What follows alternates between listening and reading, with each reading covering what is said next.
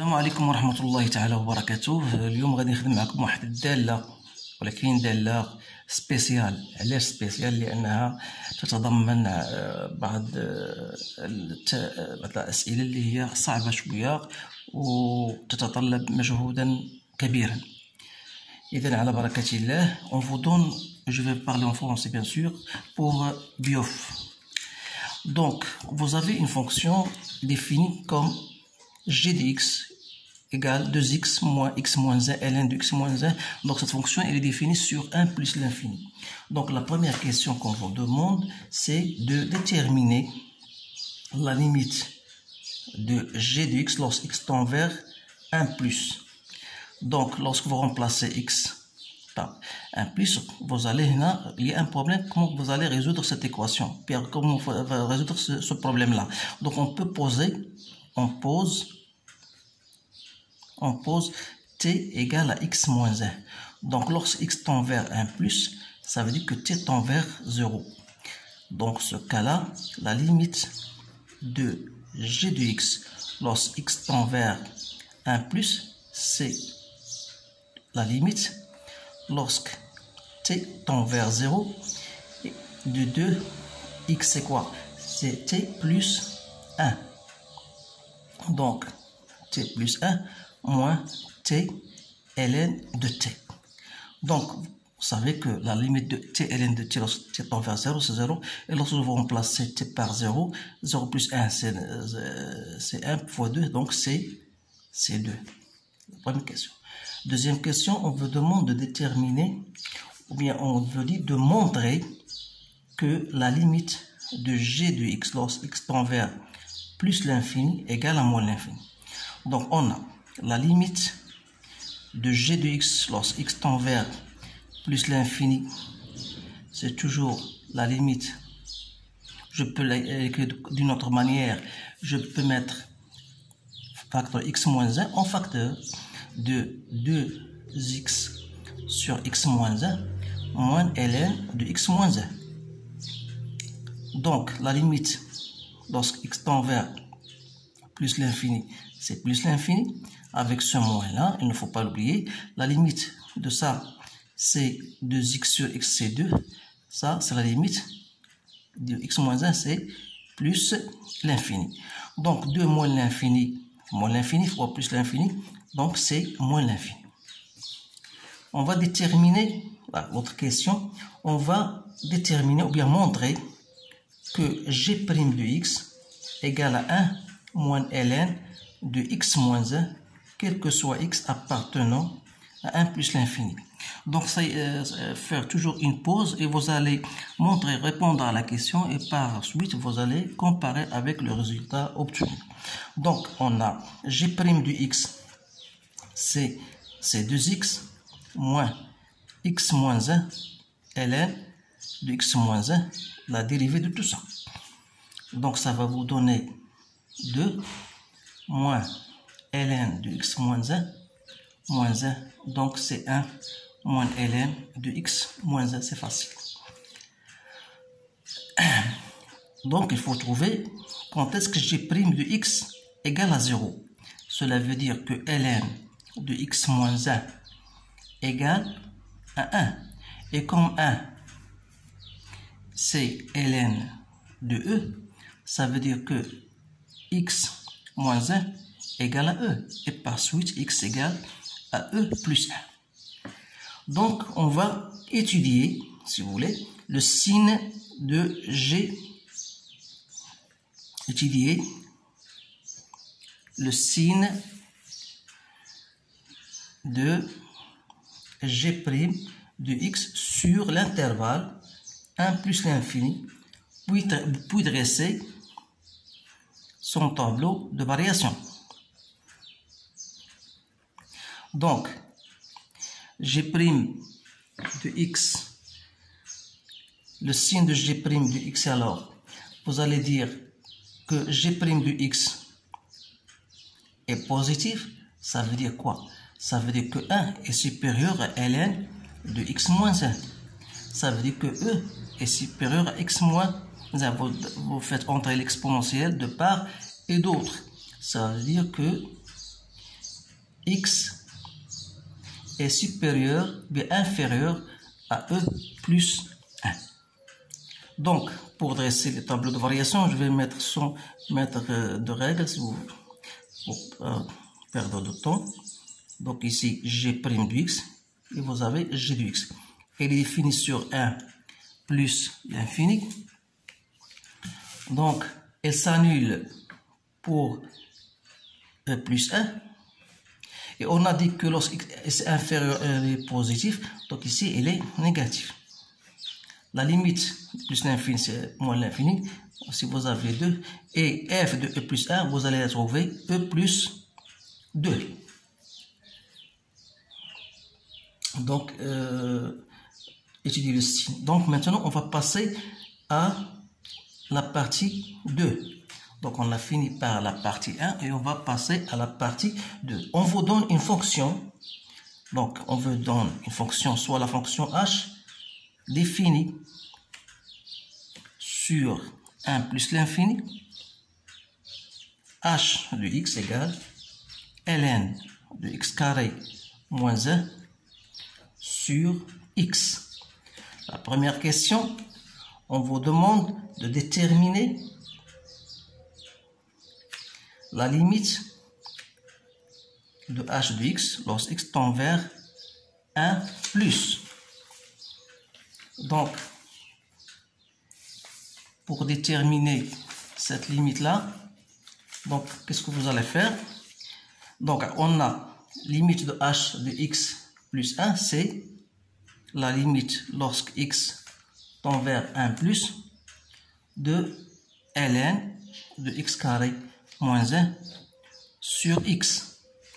Vous savez bien que x, vous le remplacez par 1, ça ne pose aucun problème, mais la limite de x carré moins 1, vous pouvez poser x carré moins 1 égale à t. Donc lorsque x est supérieur à 1, x carré moins 1 est supérieur strictement à 0. Donc ln de 0 plus, c'est moins l'infini. Donc vous pouvez poser t égale à x carré moins 1. Ensuite, l'autre question, c'est montrer que limite de h de x lorsque x tend vers plus l'infini égale à 0. Donc pour cela, on a limite de h de x lorsque x tend vers plus l'infini, c'est la limite lorsque x tend vers plus l'infini de, je peux mettre x carré en facteur de x carré 1 moins 1 sur x carré sur x. Bien sûr, si vous remplacez x par plus l'infini, donc plus l'infini sur plus l'infini, c'est une forme indéterminée. Donc ça, c'est les limites de x carré plus la limite de ça. Pour x tend vers plus l'infini, donc la limite de x carré, ln de x carré, c'est de ln de x. J'ai oublié ln. ln, donc ça vous donne la limite lorsque x tend vers plus l'infini de 2 ln de x plus ln de 1 moins x au carré, le tout sur x. Donc c'est la limite lorsque x tend vers plus l'infini de 2 ln de x sur x plus 1 sur x ln de 1 moins x au carré. Ça, c'est 0. 1 plus l'infini, c'est 0. 0 fois 0. Donc, c'est quoi? ln de x sur x. Donc, ça vous donne 0.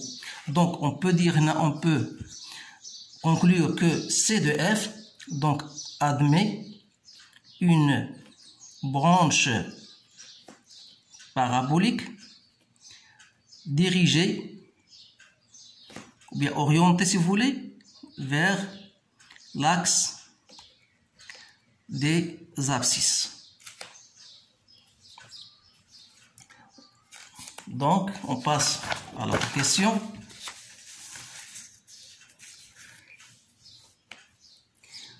Déterminer, bien calculer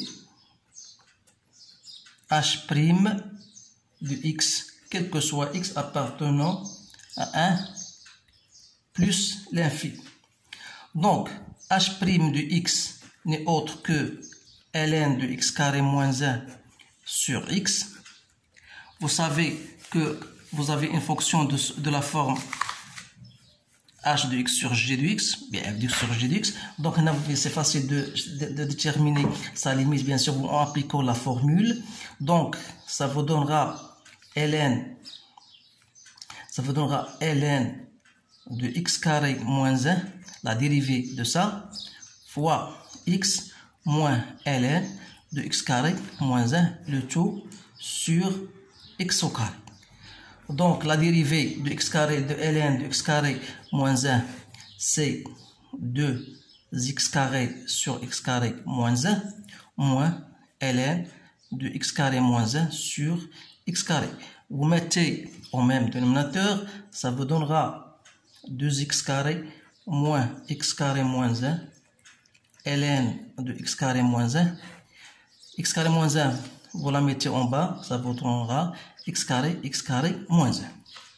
C'est-à-dire, si vous remarquez bien que le numérateur n'est autre que g de x au carré sur x au carré, facteur de x au carré moins 1.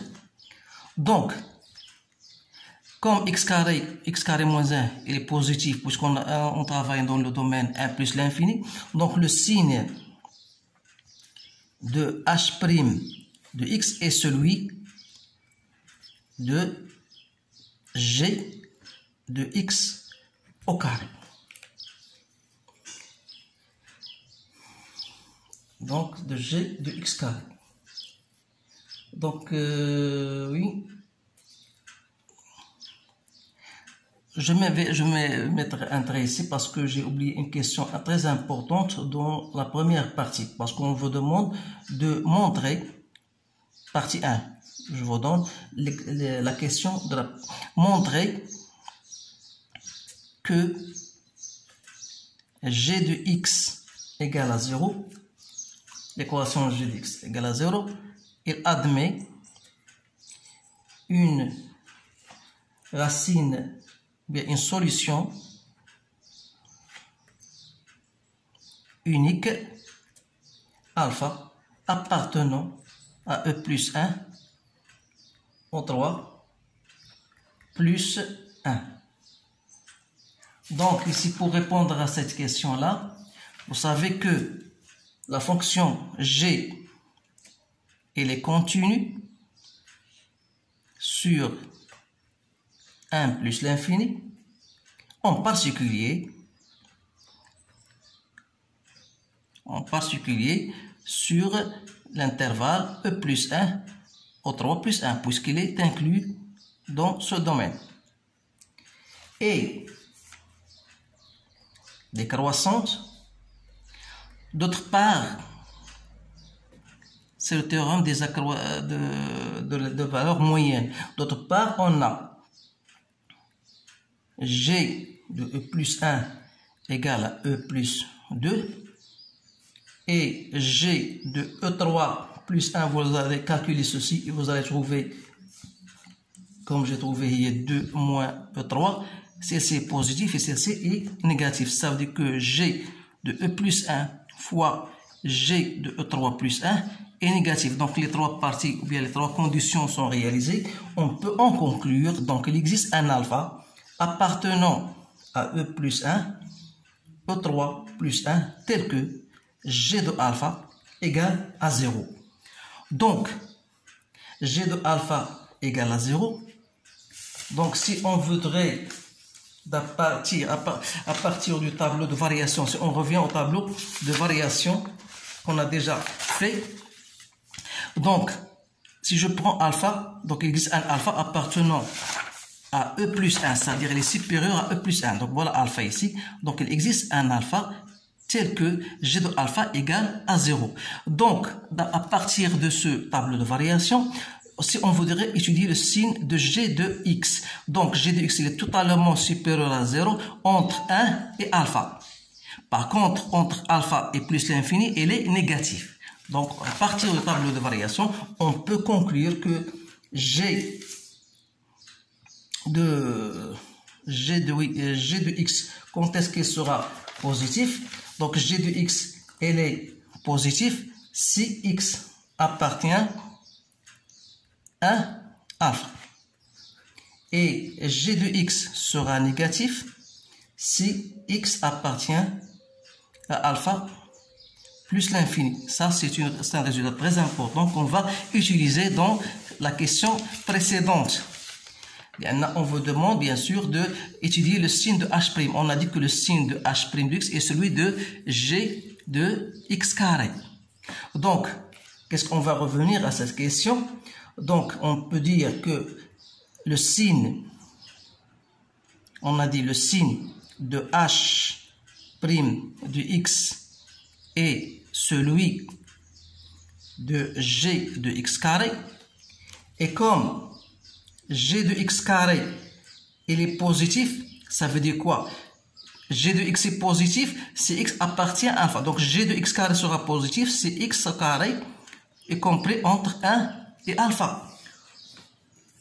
Autrement dit, ça veut dire quoi? Que x carré est inférieur à alpha, x carré supérieur à 1. Autrement dit, ça veut dire que x appartient à moins l'infini, moins 1, union 1 plus l'infini, pour la première. Et pour la seconde, ça veut dire que x doit appartenir à moins racine de alpha, plus racine de alpha. Donc, x carré est supérieur à 1, et voilà, x carré est inférieur à alpha. Pour la deuxième, c'est pour x carré inférieur à alpha, donc x appartient, et pour x carré supérieur à alpha, ça veut dire que x appartient à cet intervalle. Donc, donc le deuxième, donc c'est voilà pour 1, et pour l'équation 2. Donc, et par la suite, donc g de x carré sera positif si et seulement si x appartient. N'oubliez pas que on travaille dans l'intervalle 1 plus l'infini, donc on doit faire l'intersection. Ça veut dire que x doit appartenir à moins l'infini, moins 1, union 1 plus l'infini. L'intersection de cet intervalle, de ce domaine, avec le domaine moins racine de alpha plus racine de alpha. C'est-à-dire que finalement, que x doit appartenir à 1 racine de alpha. D'autre part. Donc, dans ce domaine-là, on aura bien sûr que h' de x sera positif, ce qui veut dire que h sera strictement croissante. Et lorsque alpha, d'autre part, g h' de x sera négatif, si ça veut dire que g de x carré sera négatif. Donc, ça veut dire que x carré doit appartenir à cet intervalle. Ça veut dire que x carré doit être supérieur à alpha. C'est-à-dire donc que x carré est supérieur à alpha, ça veut dire que x doit appartenir à racine de alpha plus l'infini. Donc il ne faut pas oublier que x est supérieur à 1. Donc dans ce domaine-là, on aura h est décroissante. Donc on a terminé la deuxième partie. Donc c'est un exercice, comme je vous l'ai dit, c'est un problème qui nécessite bien sûr une certaine compréhension et qui nécessite bien de faire attention à ces réponses-là. Donc, g de x, bien h de x égale à 0, donc ça sera que x égale à plus ou moins racine de alpha. Donc, on va l'ajouter ici, h' de x égale à 0, ça veut dire que g de x au carré égale à 0. Ça veut dire que x carré égale à alpha. Donc, ça veut dire que x égale à plus ou moins racine de alpha. Donc, la fonction h' de x est sa nulle pour ces deux valeurs-là, qui présentent bien sûr des demi-tangentes horizontales. Ça, c'est très intéressant. Donc, on va passer maintenant à la troisième partie. Donc, les trois parties sont liées les unes aux autres. Donc, la troisième partie, on vous donne une fonction f de x égale à ln de e de 2x moins 1 sur l'exponentielle de x. avec x appartenant à 0 plus l'infini. On vous donne la norme de i égale la norme de j égale à 2 cm. Donc la première question, on vous demande de montrer que f de x égale h de l'exponentielle de x. Donc cela est simple. Donc vous devez calculer h de x qui n'est autre que ln de e de x moins 1 sur e de x. Donc c'est f de x. La deuxième question, on vous demande de déterminer la limite de f de x lorsque x tend vers 0 plus. Donc, c'est quoi? Ce n'est autre que la limite. Et là, c'est très intéressant. Donc, la limite de f de x, puisque f de x, pourquoi on vous donne cette question? Donc, soyez très intelligent. Donc, là, lorsqu'on vous demande une question, la question précédente, vous devez l'utiliser. Donc, f de x est égal à h de e de x. Donc, si je pose e de x égale à t, cela veut dire que f de x n'est autre que h de t. Donc, lorsque x tend vers 0, alors t va tendre vers quoi? Va tendre vers l'exponentielle de 0 qui est 1. Donc, la limite de f de x lorsque tend vers 0 n'est autre que la limite de t lorsque t tend vers 1 de ln. Vous remplacez e de x, ça va donner ln de t au carré moins 1 sur t. لأن e de x va remplacer t au carré. Donc, lorsque t tend vers 1, il n'y a pas de problème. Donc ça, lorsque t tend vers plus l'infini, lorsque t tend vers 1,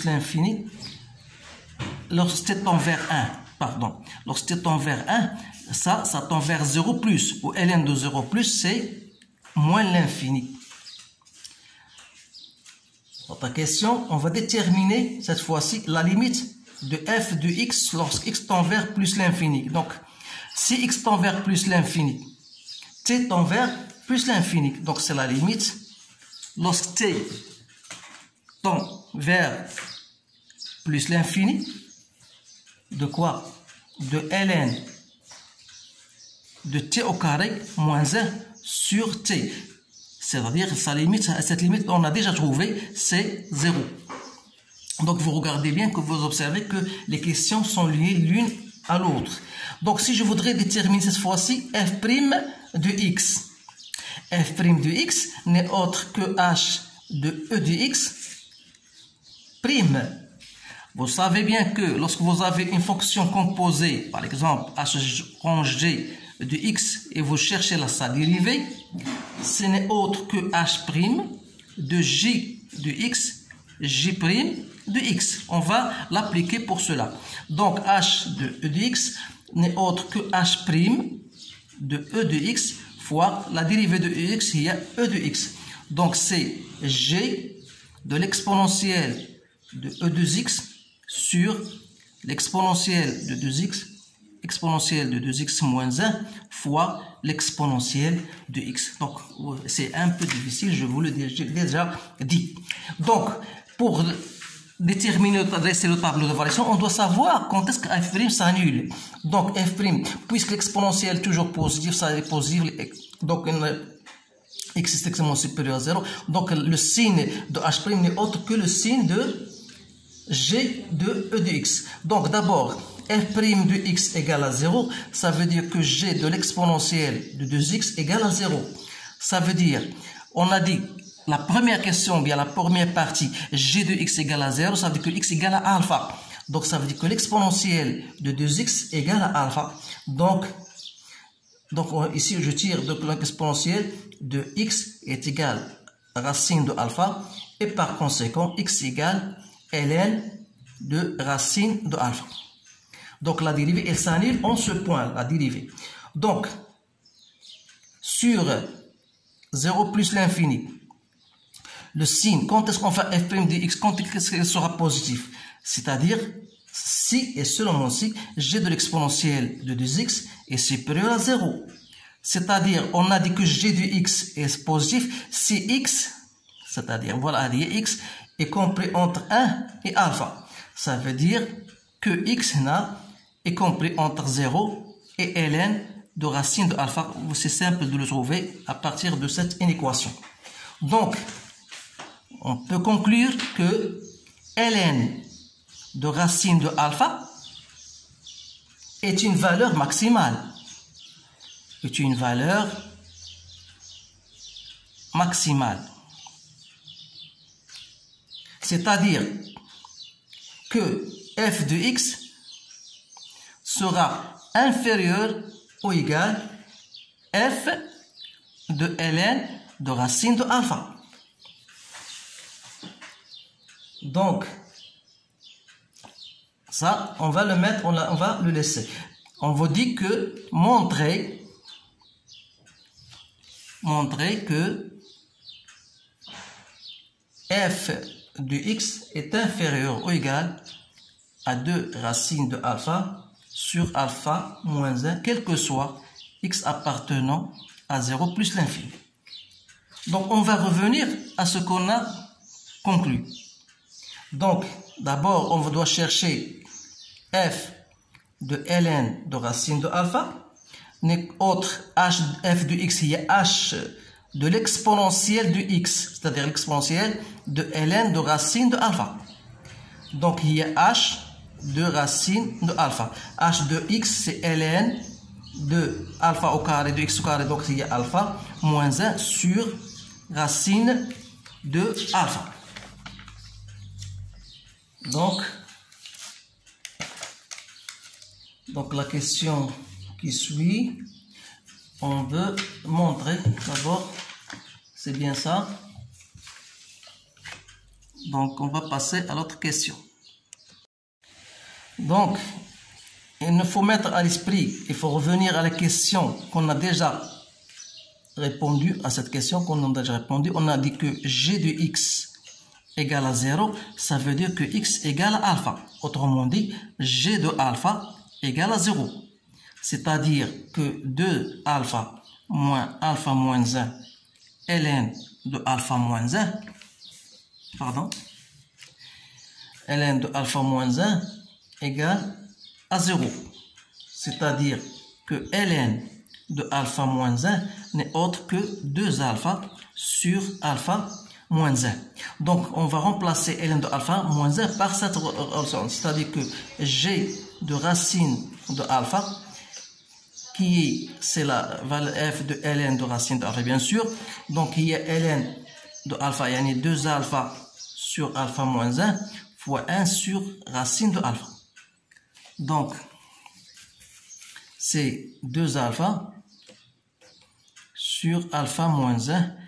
1 sur racine de alpha n'est autre que racine de alpha sur alpha. Donc, on va simplifier et ça vous donne 2 racines de alpha sur alpha moins 1. Donc, on conclut que f de x est inférieur ou égal à f de ln de alpha, qui n'est autre que 2 racines de alpha sur alpha moins 1. On a bien répondu à la question posée. Donc, on va passer maintenant au tableau de variation de f. Donc, le tableau de variation de f. Donc, f, il est défini sur 0 plus l'infini. 0 plus l'infini. Il s'annule, on a dit que il s'annule pour ln de racine de alpha. Ça veut dire ici qu'il y a une demi-tangente horizontale. On a dit qu'il est positif entre 0 et ln de alpha. Et il est négatif ici. Donc on aura cette allure-là. F, la limite de f en 0 plus, on a trouvé moins l'infini. Il y a plus l'infini, on a trouvé 0. Et f de ln de alpha, c'est n'est autre que la valeur calculée, la valeur maximale qu'on a trouvée de racine de alpha sur alpha moins 1. Donc, on va tracer la fonction. Donc, tracer c de f, on vous donne alpha égale à 0,10,2 et on vous donne la valeur de ln de racine de alpha 1,2 et on vous donne f de ln de racine de alpha égale à 0,7. Donc il ne vous reste que tracer cette fonction. Donc ici, on va, je m'excuse si je ne mets pas de règle, mais c'est tout simplement, je vais vous donner l'allure. Donc on va prendre 2 cm, donc 1, voilà 1, 2, 2. Donc on a dit que ln de alpha c'est 1,2, donc voilà 1,2 par exemple c'est celle-ci. Son image c'est de alpha et on vous donne alpha, on vous donne la valeur de alpha, donc il suffit de calculer. A dit de alpha sur alpha moins 1, il n'est autre que 0, j'ai trouvé 0,7. 0,7, donc c'est à peu près ici. Donc là on a une tangente horizontale. Donc la limite de f de x lorsque tend vers 0 plus, c'est 0. D'accord? Donc la courbe, ça veut dire elle tombe décroissante et la limite de f de x lorsque x tend vers 0 moins est égale à moins l'infini. Ça veut dire qu'on a une asymptote verticale d'équation x égale à 0. Donc ça veut dire que la courbe elle va passer, elle va attaquer ou bien il va passer par l'abscisse, elle va couper l'axe des abscisses. Mais à quel point? Donc il faut chercher, résoudre l'équation f de x égale à 0. Ça veut dire que ln de l'exponentielle de 2x moins 1 égale à 0. Ou L0 c'est quoi? C'est ln de 1. Ça veut dire que l'exponentielle de 2x moins 1 égale à 1. Et par suite, l'exponentielle de 2x égale à 2. Ça veut dire que l'exponentielle de x égale à racine de 2. Et par suite, x égale ln de racine de 2, j'ai trouvé à peu près 0,3. Donc ça veut dire 0,5 il y a dit, donc 0,3 à peu près ici. Donc il va passer, la courbe va passer par ce point. Et va comme ça. Là. Donc ça, généralement c'est l'allure de la courbe C de f. Donc, je pense il y a d'autres questions, mais un peu plus difficiles que celle-ci. Donc, je vais seulement faire fin à ce problème-là. Donc, essayez de le faire vous-même. Bien sûr, vous devez le répéter 2 ou 3 fois pour que vous puissiez, bien sûr, résoudre un problème semblable à celui-ci. Donc, je vous laisse. À bientôt. Et bonne chance, bien sûr. Et merci. Assalamu alaikum wa rahmatullah.